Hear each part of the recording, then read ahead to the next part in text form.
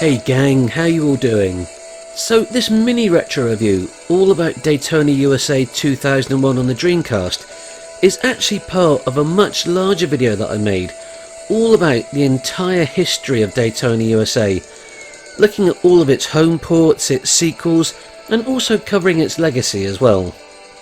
So if you enjoy this video, make sure to check out the full version, known as 25 Years of Daytona USA, to get the full lowdown on the history of Sega's arguably most famous arcade racer ever.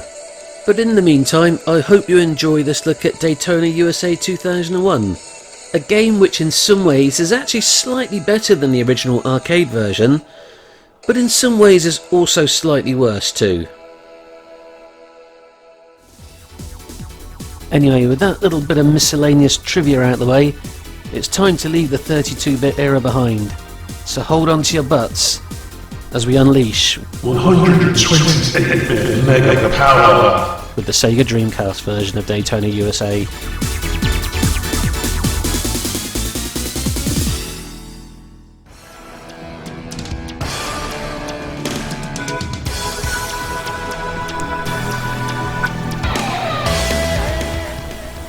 Daytona USA 2001 was a 2000 release for the Sega Dreamcast, co-released by Sega, Hasbro and Infogrames, as Sega no longer held on to the license for the Daytona brand. The game was an update to the original 1993 title, and as well as including brand new fancy graphics, which were now arguably better than the Model 2 originals, the game also boasted a whole load of new cars to play as, some of which were immediately available, others required unlocking by meeting certain conditions in-game, and also a whole load of new tracks to play on as well.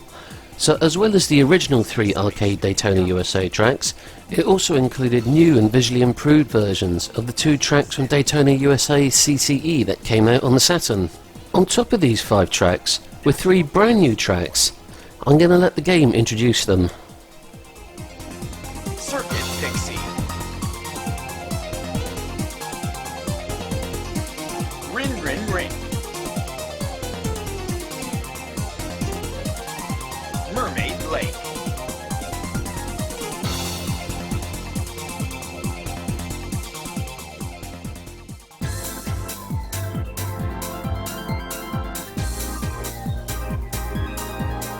So let's have a quick look now at all of these new tracks and new cars in action.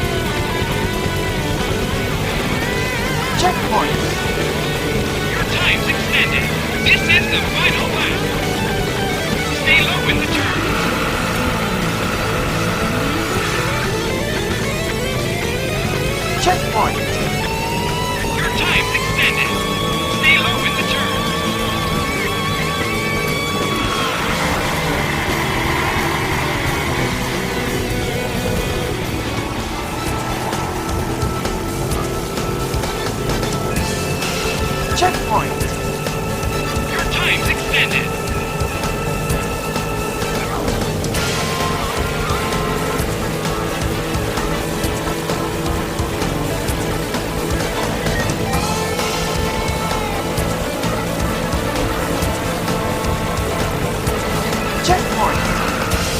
Your time's extended.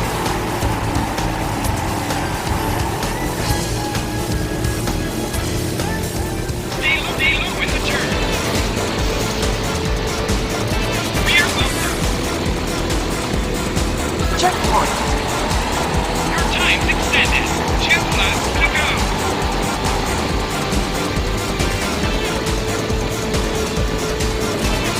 Stay low in the turn.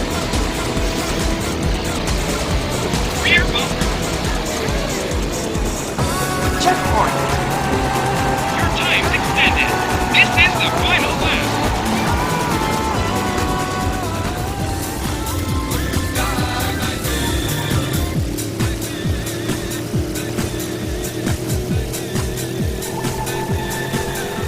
Stay low in the turn.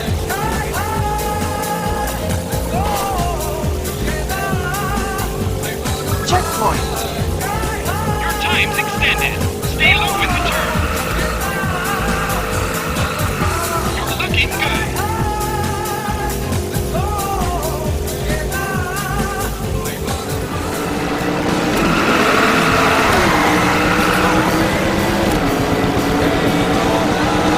Stay low in the turn.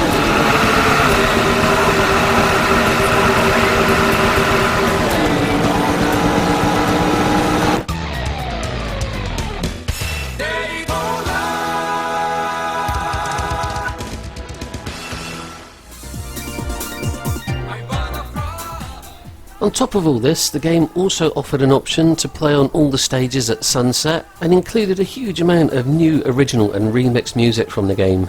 The game also featured a 2-player split-screen mode, which managed to maintain a rock-steady 60 frames per second, even with 2 screens worth of action going on. So in many ways, this sounds like it should be the absolute perfect version of Daytona USA. It's arguably got better graphics than the original arcade game, it's got tons of extra cars and music, not to mention 5 brand new stages, as well as a whole host of customization options.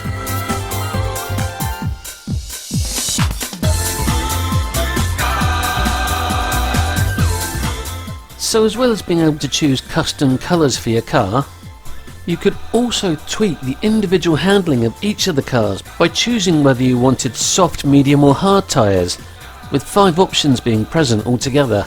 The game let you tailor your racing experience even further to your liking, by letting you choose the amount of cars that were involved in the race and the amount of laps you wanted to do.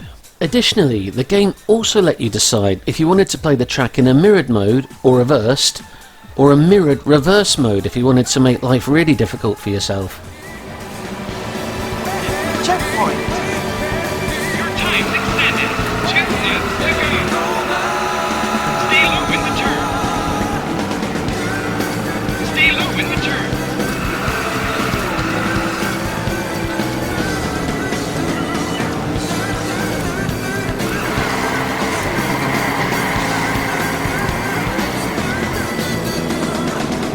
Checkpoint.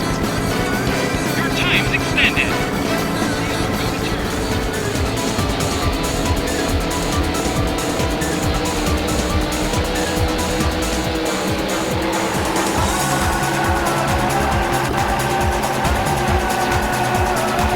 Checkpoint.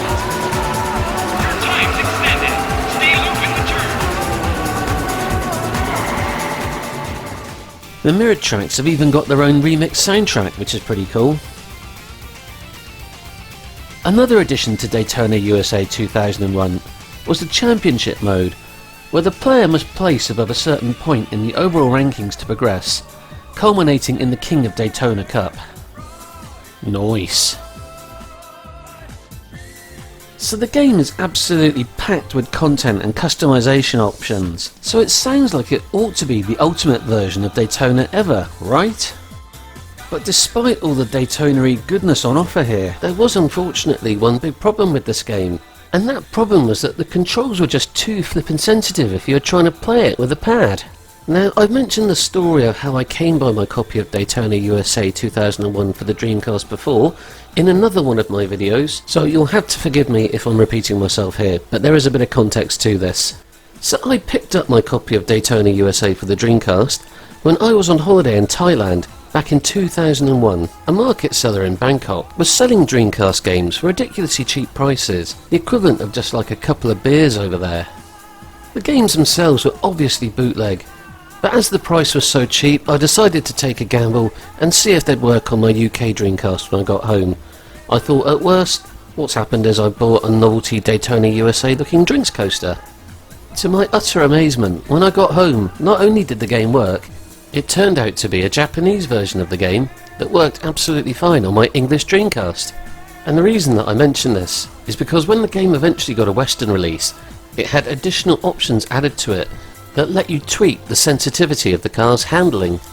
And as it was, the Japanese version that I had was practically unplayable with a pad. With the handling of the car being so sensitive, it was very easy to oversteer and then end up skidding and fishtailing all over the place. In a bid to try and improve things, I even ended up buying one of these McLaren racing wheels for the Dreamcast, but unfortunately it didn't really seem to make any difference. The handling still just felt off and not like the arcade. It wasn't until many years later when I tried the Dreamcast emulator D-Mule on my PC and I played Daytona USA 2001 using my racing wheel that I really truly began to appreciate the game.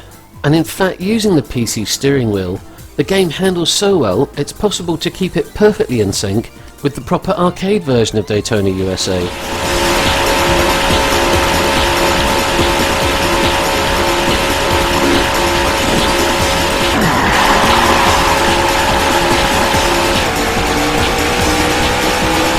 White flag is out. Your time's extended. This is the final lap.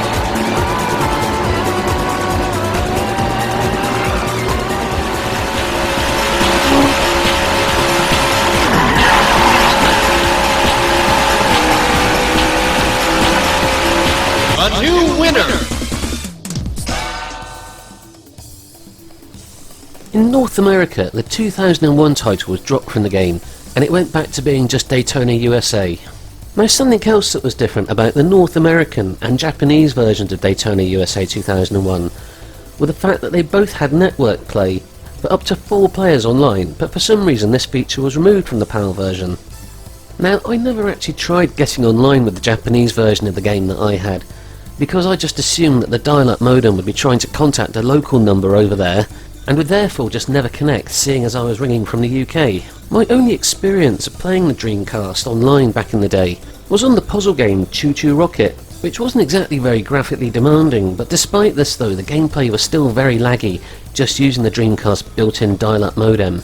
So if you're a gamer from the US or Japan, or any of the other regions that supported network play for Daytona USA 2001, I'd be interested in knowing what your online experiences were like with this game, and just how well it played using a dial-up modem.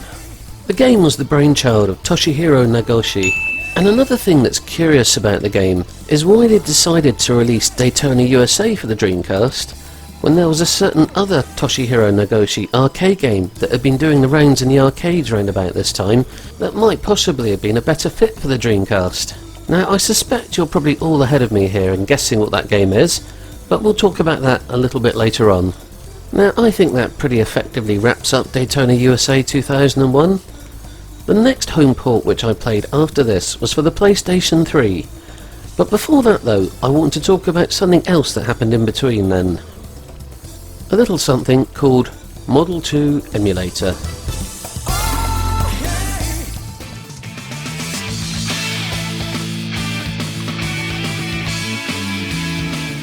But I'm afraid this is where this particular mini retro review is going to come to an end.